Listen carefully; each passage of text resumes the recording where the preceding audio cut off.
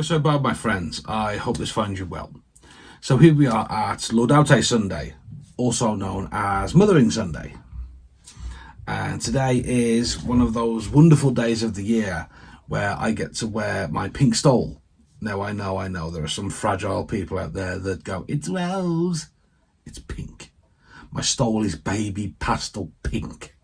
In fact, I will take a picture of it for the thumbnail for this video, and you can see that it is indeed a pink stole. Anyway, that being said, I've spent nearly a minute doing this. Mothering Sunday. There's a line from the movie in the mid-90s, The Crow, which had a massive impact on my growing up. But there's a line in there that struck me, and it said, "Mother is the name for God on the lips and hearts of all children."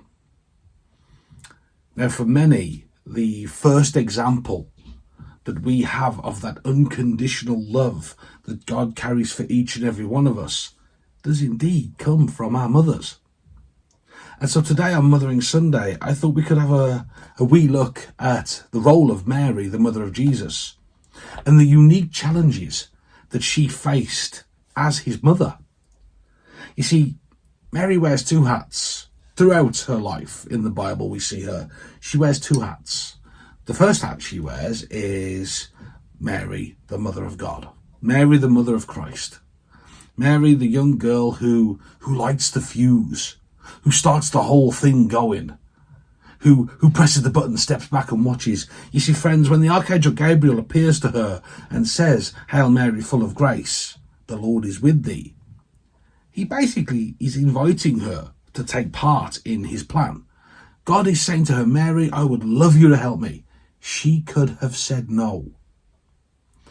Remember, God doesn't come down and say to her, "You will do this or else."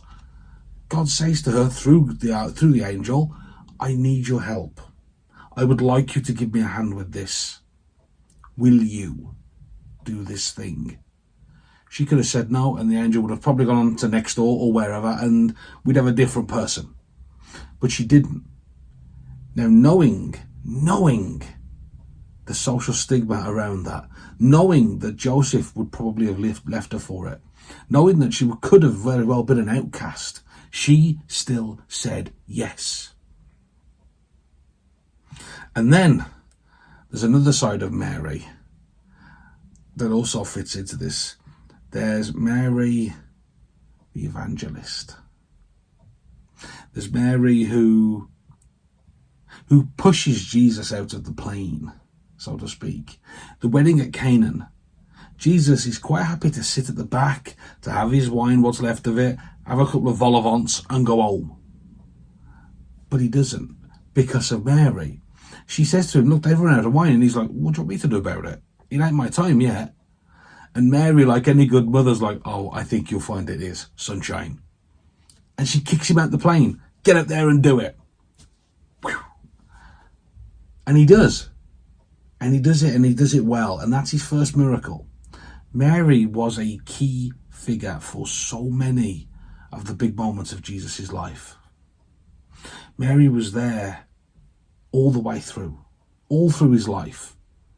She watched him take his first breaths. She watched him grow and learn carpentry from his adoptive father, Joseph. And then there's the Gospel of Luke. Today is actually the Gospel reading, where we see the prophecy of Simeon. Simeon, of course, as I've talked about before, is a prophet who was told he would not die until he had met the Messiah. And by the time he holds the baby Jesus, he's a very old man. Simeon's words, though, in Luke 2:33-35, they can't have been easy for Mary to hear them. Because Simeon prophesies that Jesus will be someone who is spoken out against, that Jesus will be someone who is rejected, that he's hated, and eventually would be killed. Truly, a sword would pierce Mary's soul. Pierce her soul. It's one thing for a sword to pierce a body, but to pierce your soul? I can't think of a wound deep enough. As a mother, Mary had started out as a young girl. She was a teenager, unwed, called by God into a ministry that would take the entirety of her life to complete. And remember, Mary was willing to walk that path alone. She was willing to do all this without Joseph. If he'd have done what he did originally, if he'd have put her to one side and amscrayed, she'd have done it on her own. She was prepared fully to do all of this without Joseph. She believed that much in Jesus. She believed that much in the plan that she had been asked to help with. Mary would witness her son's journey. She'd watch him grow. She'd nurture him when he was a small boy. She'd hold him when he cried as a child. She'd have bound the skim knees that all young boys get. She'd have sung songs with him. She'd have listened patiently as he told her his shaggy dog stories that children often tell. Believe me, I have a 4-year-old.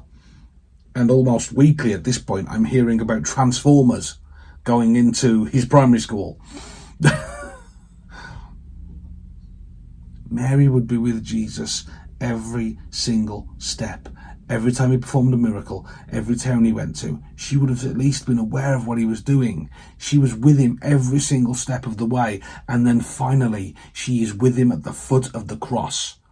She is a silent, heartbroken witness to the debt of humanity being paid in blood, being paid in her son's blood.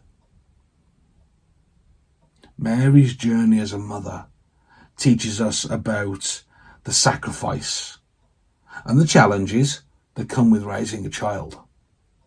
It reminds us that motherhood is not always easy. It's a calling on a life that requires courage, faith, and perseverance.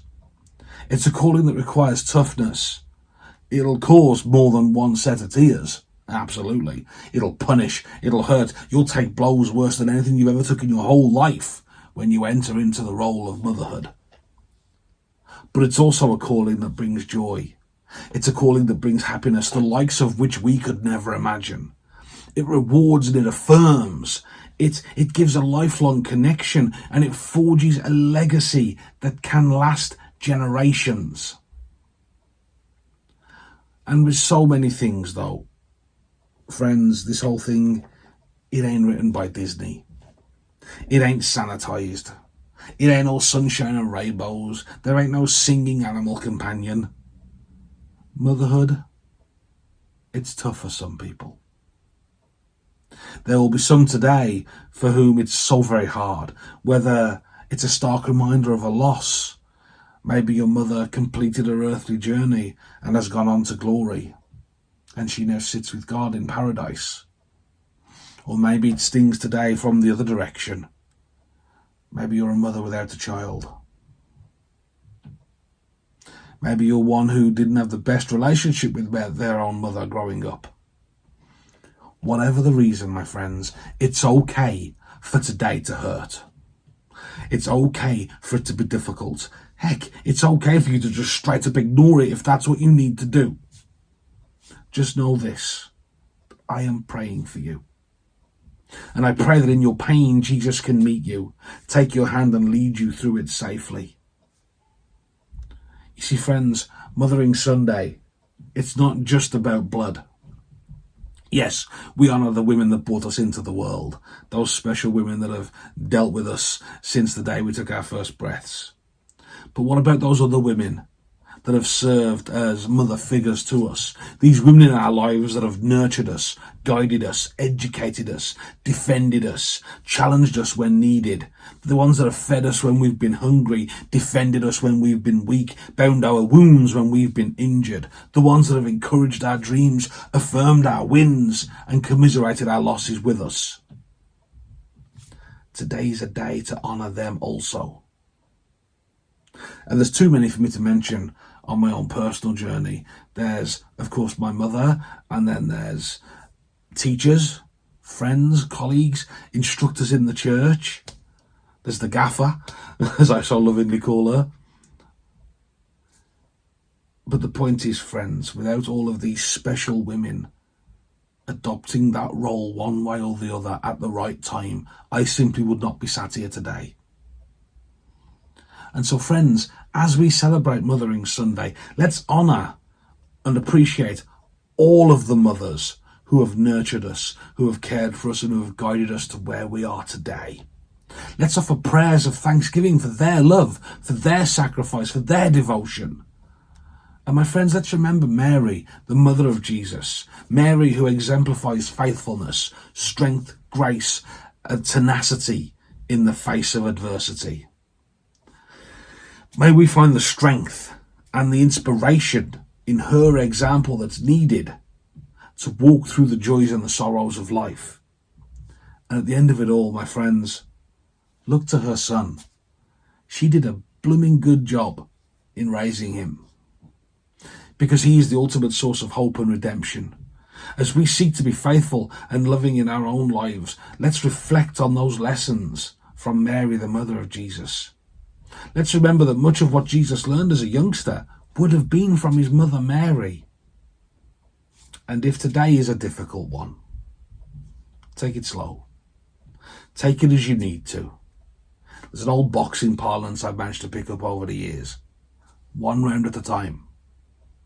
Take today, one round at a time. But my brothers and sisters, whatever your relationships with your own mothers, and whatever the women in your lives who have been that mother role at one point or another, let's give thanks for them. Let's honour them. And I promise you this, my friends, whatever else happens, remember this. You are wonderful. You are special. And you are beloved by God. God bless you, my friends, and take care.